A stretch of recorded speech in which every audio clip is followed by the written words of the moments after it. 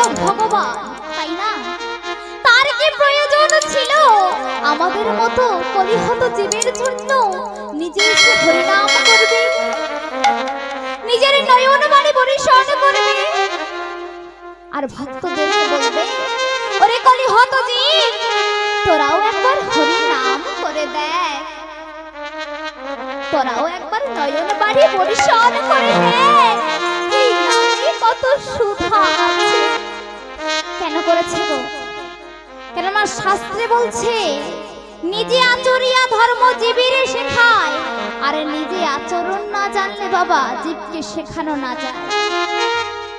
তাই মা ভগবান আমার নিজে এসে হরিনাম করেছে, নিজে এসে নয়ন বাণী পরিশোধ করেছে, হরিনাম করেছে। ওমা,